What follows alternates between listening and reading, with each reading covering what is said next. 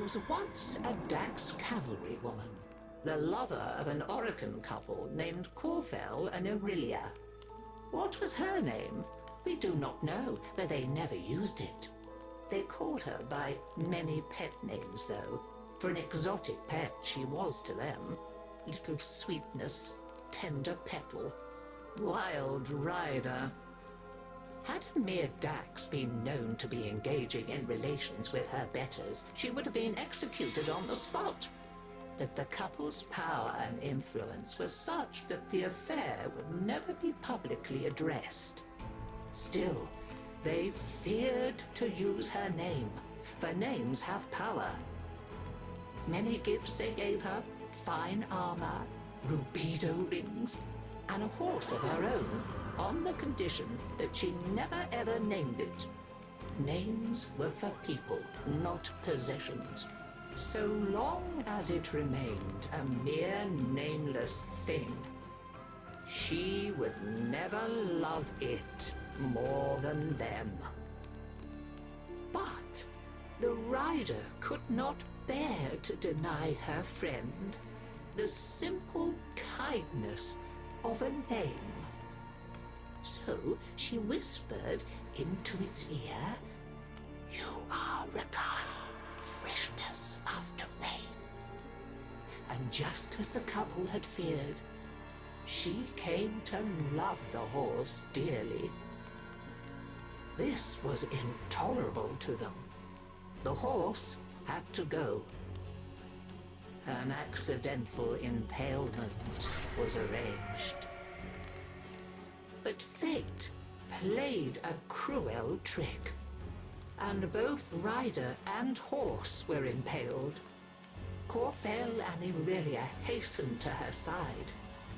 Ignoring the dying horse, they fretted over their lover as she coughed blood.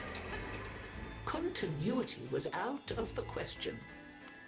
In desperation, they turned to a certain expert and pleaded with him to let her live forever.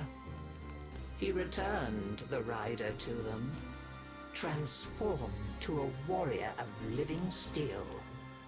Her sweet and pretty face looked upon them with a smile that would never fade. For all their talk of forever, they wearied of her immediately. Now that the relationship was no longer taboo, they abandoned it. Parties became awkward when the rider stood vacantly by, useless as an abandoned doll. She had to go. They agreed. So, arrangements were made with a master of industry, and the rider, all unknowing, accompanied the couple to a facility. She lay down obediently when instructed, showed no emotion when the restraints clamped her limbs, and made not a sound when the full force of the dissolution beam blazed through her head and out of the back of her steel skull. The couple were satisfied. Their sentimental mistake was dead, and furthermore, the smiling doll's face was erased. Now they could erase it from their memory. I doubt I need to tell you what faceless thing clambered jerkily from the facility's waste disposal heap in the still of a Naberus night. How she sought for her Dax Nakana and found only the overseer's whip-blade. Confused, vacant, she wandered. Why was she alone? Where was her loyal Rakhali? She reached deep into despair and memory, and summoned up a ghost horse to run alongside her on the night winds. Now, at least, she was no longer alone.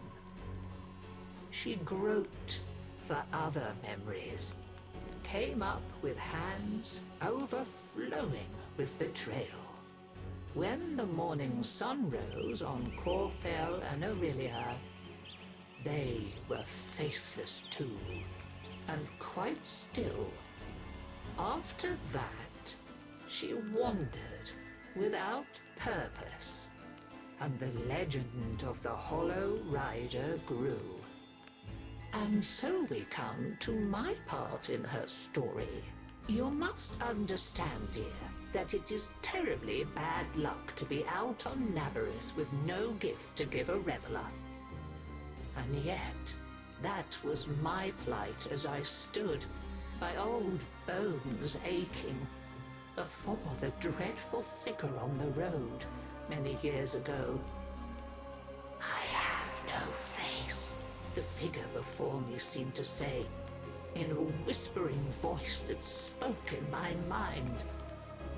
"I have no name, only a need, and you come before me empty-handed this Naberus night." "I do have one thing to give, if it please you," I said to her. "My name. When you ride away, you shall be Dagath, and I shall be only grandmother. And that is the story of how I lost my name and kept my head.